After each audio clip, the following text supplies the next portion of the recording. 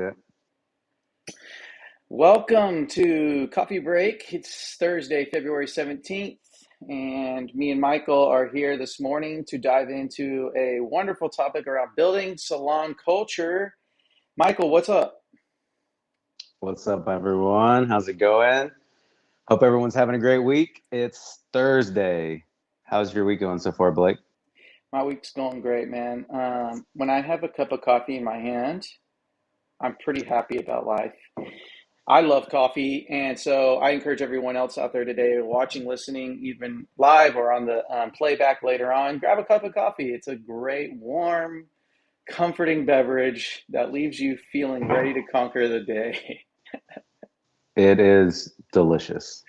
Yeah, but I know you're drinking water, so I'm drinking water right now. I don't drink a ton of coffee, honestly. I go through different phases of life where I'll drink a lot, yeah. and right now I'm like maybe one cup a day. What about you? I'm about 2 or 3 cups a day right now because Okay, I'm really loving myself daily. I love it. Yeah, that's Yeah, amazing. yeah, yes, it is. So yeah, you said we're going to talk about culture today. Yeah.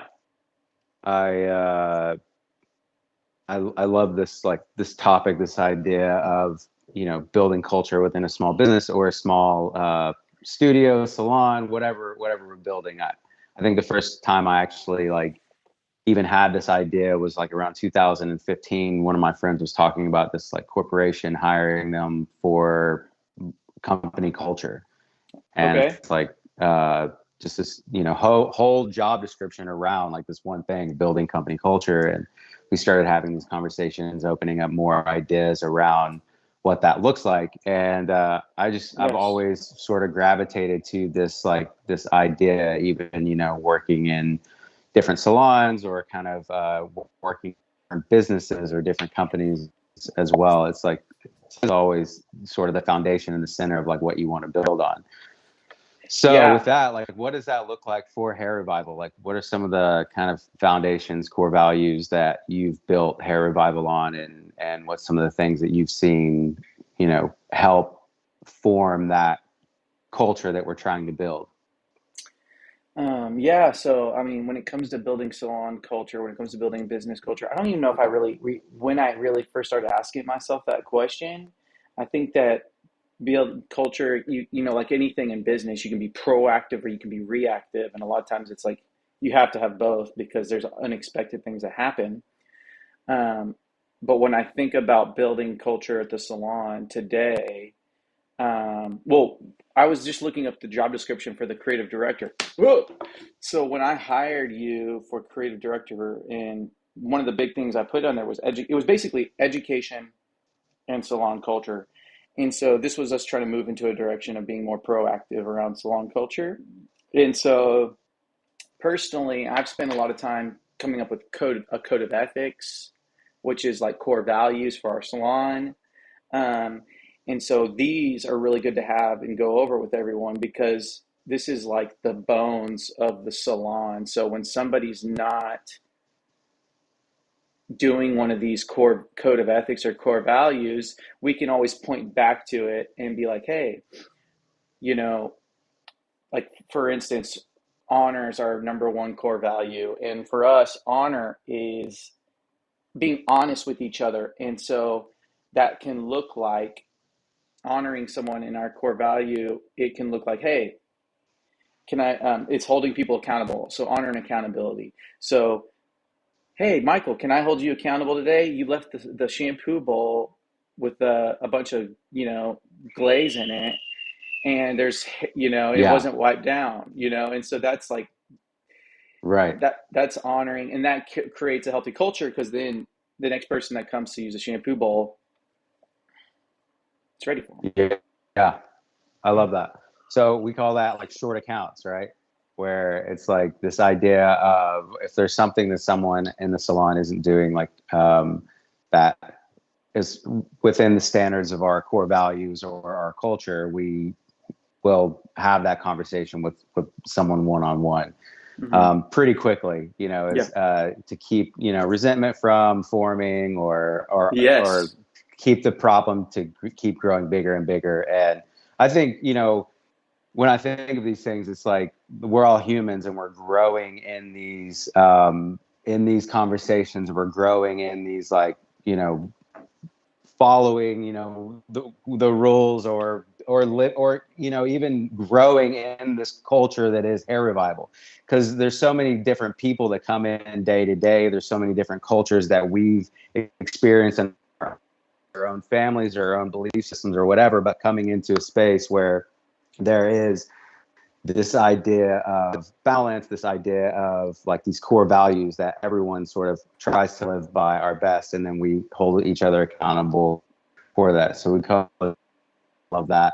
Something that I'm growing in, that I'm learning how to do. I think one of the stylists just had a conversation with me like 2 weeks ago. She hit me up and she was like, "Hey, I noticed you forgot to do one of your duties at the salon, and I just wanted to call you out on it. It kind of bothered me a little bit." And so that is like a really, and then we, you know, I was like, "Oh yeah, that's my bad. It wasn't intended." And I apologized. And it was like we squashed that beef right then and there. And then we've been good. It wasn't any of this like she's talking about me like in the salon to her clients and to her stylists. And then I'm overhearing these things, you know. She Yes, comes directly to me. I own it. And I said, "You know what? I dropped the ball. I'm so sorry." And we squashed it and we move on. I grew, she grew. And it was like a beautiful moment. And that's one of the things that I do love about the culture of hair revival is we celebrate those things. absolutely. You know, that's honor. It's when someone does Yeah, something that doesn't meet the standard, or when somebody needs help or to grow, instead of telling someone else, they actually have that hard conversation and to directly to you or to whoever, you know. So I think that that's beautiful and amazing. I think with the goal with salon culture for me isn't a perfect environment. It's creating an environment that's safe for people to grow, safe for people to make mistakes, and safe for people to I love that. communicate openly about that back and forth. That's beautiful. I think you do really well. And I think that's like that is the environment where people grow at not only like a talent level but also a soul level. You know, my wife and I were this morning. We were talking about we have these conversations often about how we raise our kids and like the culture that we have in our family. And we were just talking about our my daughter either feeling safe or not, or us creating a safe place for her to kind of be able to share whatever she's going through, right? Hmm. And I think that that's something that we've done a great job at Hair Revival. I think that's something that you've done a great job. And I think it's really important for not only company growth, but also human growth. Yeah. Because when the stylist like came to me and sort of challenged me on this area, it had me looking at these other areas of my life that I'm like, oh, am I doing that in these other areas? Am I not keeping a commitment or whatever in these other areas of my life, in my family, in my marriage, in my relationships with my children, you know? So it fosters this like community that is growth not only within the salon, but really at a deep personal like level. Yeah, dude, Nick, that's amazing. It's true. It's true. And I've Yeah. been held accountable by you. I've been held accountable by our manager Janae. I've been held accountable by Madeline, our associate. So I love that Yeah. accountability can Yeah. flow through all job descriptions and whatever. Yeah. Why don't you tell us a little bit about from the moment you became creative director, what have you implemented into our salon that's had a positive impact on culture? Yeah. That's great. I think there one of the big things that I value a lot is community. And so I really like getting the team together, having some fun, you know, going out and playing some games at, you know, Bow Lounge or somewhere in Dallas, supporting like a local business. But all of us basically just getting out outside of work and really getting to know one another. Having we basically every other month we have these events where we've been to the Rangers game. We'll go to Mhm. like I said, Bow Lounge. We'll go to have some tacos and some drinks or whatever. Like so I think like that part of our team connecting outside of the salon, getting to know each other. Like a lot of times, like someone will bring their either boyfriend, girlfriend, spouses, partners, whatever that is, and it just gives us a chance just outside when we're in the salon, like everybody's just behind the chair, head down, doing hair, hustling throughout the day. And so getting kind of outside of that environment and creating space for us to just connect one on one, I found for me has like really helped me like know people in the salon and it feel like a family, you know, in some ways. Yeah. And I think that that's really important if when you're building a team, when you're building culture, is creating space for the team to really connect on a level, to get to know each other better. Like it's really easy to build ideas around someone seeing new hair or this like hi bye how you doing conversation in the salon, or build these narratives, or like you think you know someone or you have these ideas about someone, but until you really get to connect with someone personally, like playing some video games, like all connecting as a salon, you really get to know that person. You get to know kind of what person they are. And I find that really creating this like safe space in a salon, in our salon, feels like really safe, where we connected outside the salon, having these events and Yeah. for everyone to connect. Yeah. It's been a really cool thing. Hell yeah, The it's other been so thing, the first fun. thing was one of the first things that starting out, calendar. And so that's looked like us doing Yeah. education events like the second Monday of every month. And it's come in, and lots of times people will come in, you know, just like coffee first thing in the morning. We're just hanging out. There's no pressure to show up in any sort of hair fix or any sort of like, you know, we just kind of roll in and it's super like no pressure and just a lot of fun. Like this week we had Bo in, or last week we had Bo in. We've done some Fun. like you know, lived in highlights, balayage classes. We've done some finance classes. We've done some Instagram classes, and it's just a place for number one for us to learn and growth in schools in the industry and connect as a team and learning as a team. And so that's been really fun. Fun. I mean, yes, dude. Yeah. Yeah, sitting down, there's a lot you just spilled out, but creating a calendar, we put a calendar together for the year. Mm, You can see it. It's the first time we've ever done that, you know, and you can. So we were able to look. Okay, well, there's a lot going on this weekend and then the next weekend, so you can move things around so that we're not ever overdoing it with back-to-back education and then meetings, you know. yeah. So taking the time to build that calendar for a healthy work-life flow, I think, mixed with the fun. Like, Yeah. I really feel like I've been giving myself permission to have fun with work. And I love that. yeah, I think that, you know, we had a lot of fun on Monday. You know, I come in and I bring Yeah. coffee stuff because I like to make coffee. I might have a problem, but it's fun for me, you know, Yeah. and Yeah. then Bo taught this amazing class, and he's a fun guy, you know, and he's Right. a Right. Right. relaxed individual. And so I think that he really, you know, the environment that we created for education is it's a lot more fun. And so I think when you're having Right. fun, it's just a lot, it's a lot better, you know? It's so true, and I think you know you often talk about implementing that into our culture, into this idea of having fun, and I think it really is easy. At least for me, I know it's easy for me to sort of just get like Yeah. in my head, sort of focused and just kind of like going through the grind of life, the grind of the day, but really stop forgetting to like stop myself and have like fun in the things that I'm doing. And I love that you've been kind of on that for a minute, talking about this like this idea of enjoyment and your toil and joy and kind of the same along the same lines, like having fun in the things that we're doing. But yeah, I think like obviously the class was fun. Like Hmm. the week before we met up at Bowl Lounge, we had a great time there. Yeah. And that spills over. Oftentimes after one of those events, like on a Monday, you come in on a Tuesday and a Wednesday and a Thursday, and you feel this like sort of refresh, recharge energy where everyone's sort of just like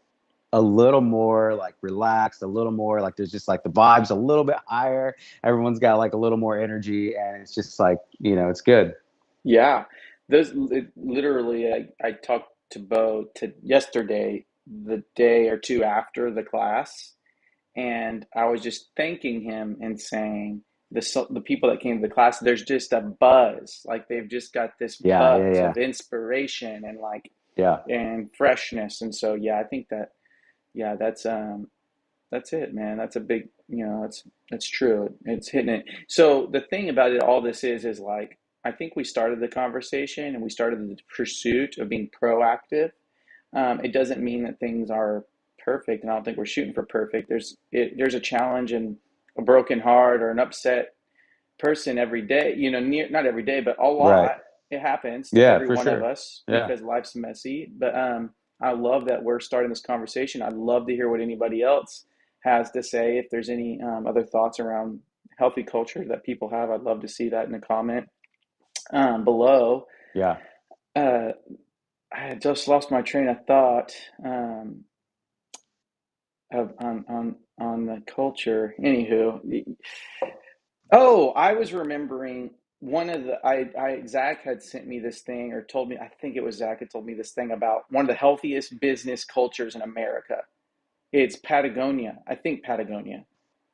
Oh, And nice. Yeah, that makes and sense. they have this office that's like off the coast, and part of their culture is if the swell gets to a certain like level of like good. I don't even know how to. I'm not a surfer, but I know that there's certain types of waves that are like better to surf than others.